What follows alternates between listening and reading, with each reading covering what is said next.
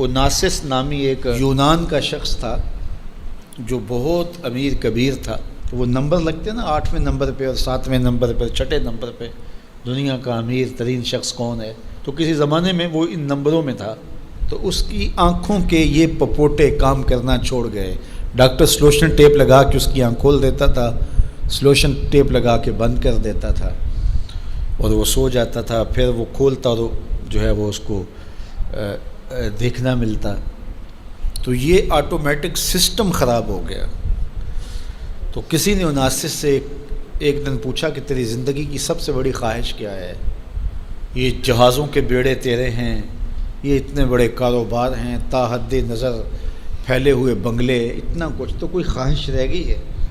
اس نے کہا ہاں، ایک میری خواہش رہ گئی ہے. تو سننے والے نے کہا کہ کیا؟ کہا کاش کہ اپنی آنکھیں اپنی مرضی سے کھول سکوں، یہ میری خواہش ہے. تو اس نے کہا کہ اگر اس کے لیے تجھے کوئی پیسے لگانے پڑے تو کتنے کو پیسے لگائے گا؟ کہا ساری دولت لگا دوں گا. کاش کہ اپنی آنکھیں تو اپنی مرضی سے کھول سکوں. تو میرے ان دوستوں میں سے کئیوں کو آج یہ احساس ہوا ہوگا کہ یہ بھی کوئی نعمت ہے، اور جو 24 گھنٹے ہمارے ساتھ ہے. تو اتنی نعمتیں ہیں ہمارے اوپر اللہ کی، اور اس کو ہم اپنے حساب سے چھوٹا یا بڑا کہہ لیتے ہیں، لیکن وہ اتنی بڑی ہیں کہ اگر وہ چھن جائیں تو پھر پتہ چلتا ہے کہ جو ہے وہ کتنی بڑی نعمت سے ہم محروم ہو گئے. وہ میرے ایک ملنے والے ہیں، ان کے منہ میں لعاب کی مقدار کم ہے، جس کو ہم نے کبھی سوچا بھی نہیں کہ یہ بھی کوئی نعمت ہے. یہ قدرتی گریس ہے جو منہ کو تر رکھتی ہے اور بولنے میں مدد ملتی ہے، اور نظام انہضام کو اس سے بہت زیادہ فائدہ پہنچتا ہے. لیکن ان کا مسئلہ کیا ہے کہ مقدار کم ہے. تو اب وہ 5-7 منٹ نہیں بول سکتے، بولیں گے تو جو ہے وہ سارا منہ خشک ہو جائے گا. میاں مسئلہ کیا ہے؟ لعاب کم آتا ہے، لعاب کی مقدار تھوڑی ہے. تو کبھی اس کو بھی کسی نے نعمت سمجھا، لیکن یہ کتنی بڑی نعمت ہے. وہ کسی علاقے میں انہوں نے یہ کیا کہ یہ مینڈک نہیں ہوتے، مینڈک، یہ انہوں نے وہاں سے ختم کروا دی، دوائی ایسی ڈالی کہ یہ آواز نکالتے ہیں یا اس طرح کا وہ مسئلہ ہوا. تو اب کیا ہوا کہ چاول کی فصل پر ایسی سنڈیاں آ گئیں کہ جس کا کوئی علاج ہی نہیں تھا.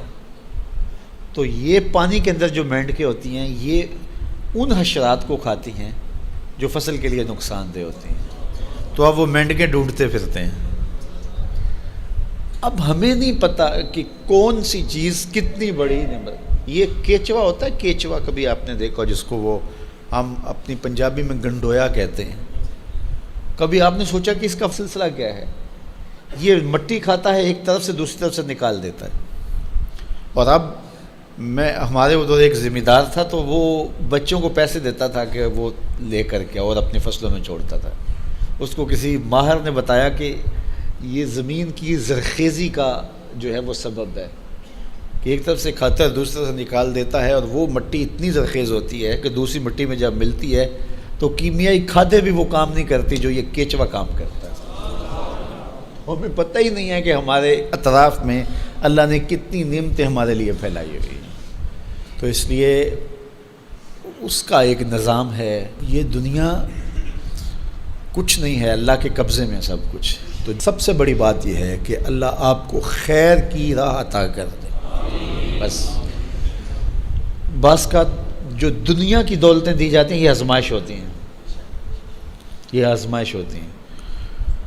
تو جو آپ کو کسی سے نیکی کرنے کی توفیق مل جائے، کسی کی مدد کرنے کی توفیق مل جائے، کسی دکھی کے کام آنے کی توفیق مل جائے، کسی کی جان بچانے کی توفیق مل جائے، تو یہ بہت بڑی دولت ہوتی ہے.